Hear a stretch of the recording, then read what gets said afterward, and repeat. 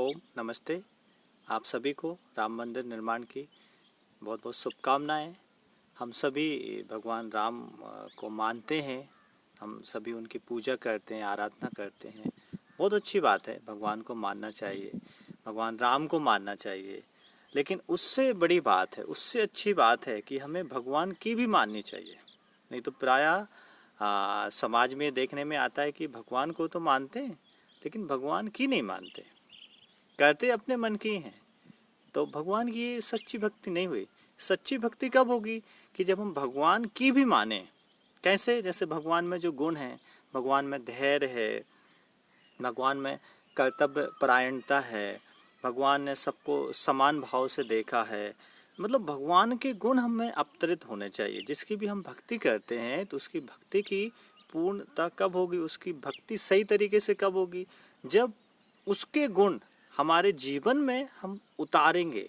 तो it means कि आपने सच्ची उनकी भक्ति की है, तो फिर आपको विशेष उसका लाभ मिलेगा, विशेष आपको फल मिलेगा।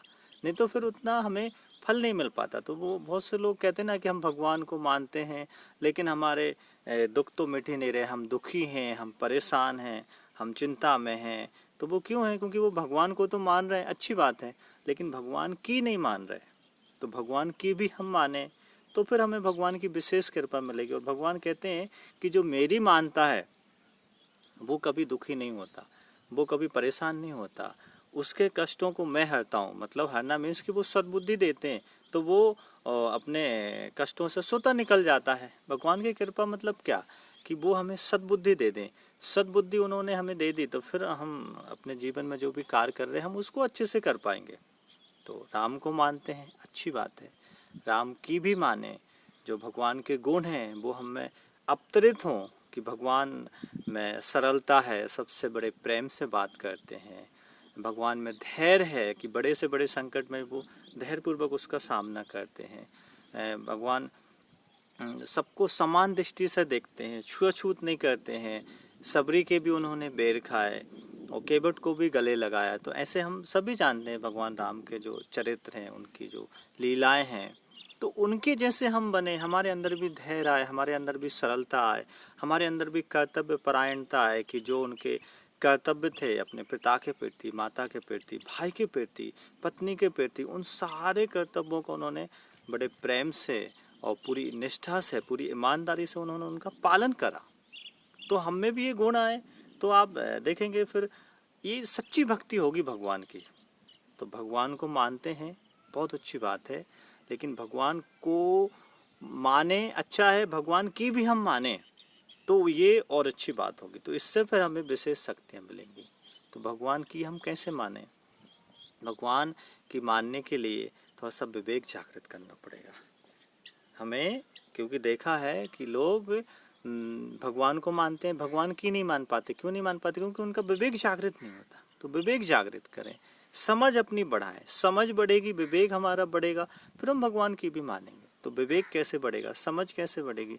योग करने से, स्वाध्याय करने से, रामचरितमानस का पाठ करने से, उसका हिंदी अनुवाद भी पढ़ने से, उसको जीवन में उतारने से, गीता जी को पढ़ के उसको अपने जीवन में उतारने से, जो भगवान के गुण हैं उनको बार बार अभ्यास में लाने का प्रयास करना, कोशिश करना, यही तप है, यही भक्ति है। ये सच्ची भक्ति भगवान की, कि जो भगवान के गुण हैं उन गुणों को हम यदि आत्मसात करने का प्रयास कर रहे हैं, साधना कर रहे हैं, तो ये सच्चा तप है, ये उनकी सच्ची पूजा है।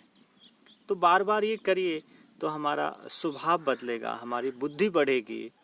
योग करिए, ध्यान करिए, समझदारी से रहिए, होशपूर्वक रहिए कि जो भगवान ने करा है वैसा हम भी करने का प्रयास करें, वो गुण हम अपने जीवन में उतारने का प्रयास करें। तो आप पाएंगे धीरे धीरे फिर हमारे अंदर वो गुण जो है स्वतः आत्मसात होंगे। तो ये भगवान की सच्ची भक्ति होगी। तो ऐसा हम बनने का अभ्यास करें, ऐसा हम बनने का प्रयास करें। कहते ना, जिसकी भक्ति कर रहे हैं तो उसके जैसा बन जाना ही उसकी सच्ची भक्ति है। तो भगवान के जैसा बनना मीन्स कि जो भगवान के गुण हैं वो हम में अवतरित हो जाए, वो हम में आत्मसात हो जाए। तो ये अपने आराध्य की, अपने इष्ट की सच्ची भक्ति है। तो हम सच्ची भक्ति करेंगे तो फिर हमें उसका पूर्ण लाभ मिलेगा, हमारे जीवन में शांति आएगी, हमारा जीवन सुख में होगा।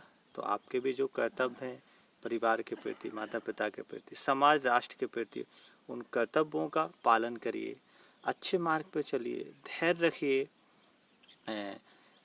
सात्विक अपना सोच रखिए, अच्छा आचरण रखिए, तो आप पाएंगे कि आप भी जीवन में आगे बढ़ेंगे और आपकी सुख शांति बढ़ेगी।